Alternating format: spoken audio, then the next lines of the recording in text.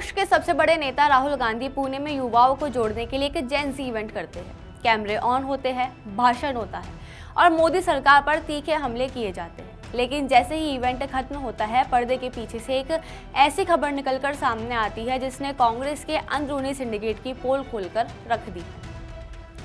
राहुल गांधी के इस पूरे शो पर उनकी ही पार्टी के बड़े नेताओं और सोशल मीडिया मैनेजर्स ने ऐसा ठंडा पानी डाला कि राहुल गांधी को बैकफुट पर आना पड़ा। और जैसे ही यह रणनीति फेल होती नजर आई, राहुल गांधी ने तुरंत अपना पुराना और सबसे बड़ा दांव यानी ओबीसी कार्ड फेंक दिया। आखिर पुणे के इस इवेंट में ऐसा क्या हुआ कि कांग्रेस के नेता ही राहुल का पोस्ट करने से कतराने लगे। नमस्कार, आप देख रहे हैं भारत 24 डिजिटल और मैं हूं आपके साथ जयश्रिका। देश की राजनीति में इन दिनों जेन ज़ी यानी आज की नई पीढ़ी के युवा वोटर्स को अपने पाले में लाने की सबसे बड़ी जंग चल रही है। इसी कड़ी में कांग्रेस नेता राहुल गांधी महाराष्ट्र के पुणे पहुंचे थे, जहां उन्होंने छात्रों की गूंज नाम से एक बड़ा यूथ इंटरेक्शन प्रोग्राम किया। इस प्रोग्राम में राहुल गांधी ने पीएम नरेंद्र मोदी पर युवाओं में भेदभाव फैलाने का आरोप तक लगा दिया। लेकिन विवाद भाषण से ज्यादा इस बात पर खड़ा हो गया कि आखिर क्यों इस बड़े इवेंट को लेकर खुद कांग्रेस पार्टी के अंदर ही कोई उत्साह नजर नहीं आया। दरअसल पुणे में राहुल गांधी का इतना बड़ा जेन ज़ी प्रोग्राम हुआ, लेकिन कांग्रेस के कई बड़े नेताओं, प्रवक्ताओं और यहां तक कि सोशल मीडिया विंग के प्रमुख चेहरों ने इस इवेंट को लेकर अपने आधिकारिक सोशल मीडिया हैंडल पर कोई खास पोस्ट या ट्रेंड तक नहीं चलाया। सोचिए, जिस इवेंट के जरिए राहुल गांधी देश भर के युवाओं को साधने का मैसेज देना चाहते थे, उसी इवेंट को उनकी पार्टी के अपने ही नेताओं ने नजरअंदाज कर दिया।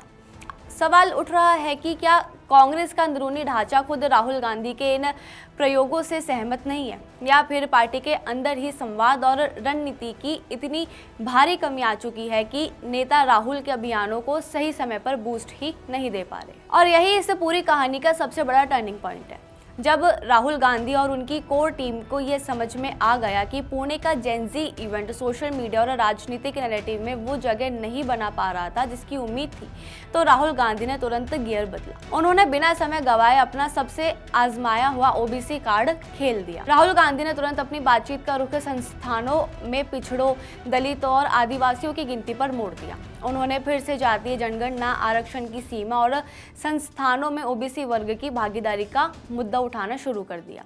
राजनीतिक विशेषज्ञों का मानना है कि ये राहुल गांधी की एक सोची समझी डैमेज कंट्रोल रणनीति है। जब भी युवाओं या विकास के मुद्दे पर राहुल गांधी का नैरेटिव ढीला पड़ता दिखता है, वे तुरंत अपने पारंपरिक पिछड़ा और दलित वोट बैंक को गोल बंद करने के लिए ओबीसी और जातीय जनगणना के मुद्दे को आगे कर देते हैं। दरअसल ये पूरी लड़ाई 2024 के बाद देश के सबसे बड़े वोट बैंक यानी फर्स्ट टाइम वोटर्स और जेन ज़ी को साधने की है।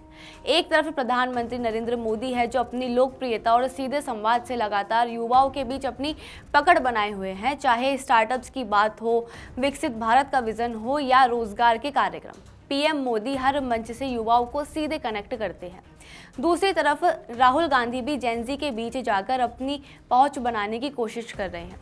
लेकिन दिक्कत यह है कि राहुल गांधी का मैसेज युवाओं तक पहुंचे, उससे पहले उनकी अपनी ही पार्टी का नेटवर्क सुस्त पड़ जाता है। और जब पार्टी का नेटवर्क साथ नहीं देता, तो राहुल गांधी को वापस घिसे पीटे जातीय समीकरणों पर निर्भर होना पड़ता है। पुणे की यह घटना कांग्रेस की उस जमीनी हकीकत को बयां करती है, जहां नेता मंच पर तो बड़े बड़े दावे करते हैं, लेकिन जब अपनी ही पार्टी के राष्ट्रीय अध्यक्ष या प्रमुख नेता के अभियान को आगे बढ़ाने की बात आती है, तो सन्नाटा पसर जाता है। अब बड़ा सवाल ये है कि क्या सिर्फ ओबीसी कार्ड खेलने से राहुल गांधी जेन ज़ी यानी आज की नई सोच वाले युवाओं को अपने साथ जोड़ पाएंगे, या फिर कांग्रेस को सबसे पहले अपने अंदरूनी नेताओं की इस सुस्ती का इलाज करना होगा। आपके इस मुद्दे पर क्या राय है? क्या कांग्रेस नेता खुद राहुल गांधी के अभियानों को लेकर गंभीर नहीं है? कमेंट करके अपनी राय जरूर बताइए और चैनल को सब्सक्राइब करना ना भूलें।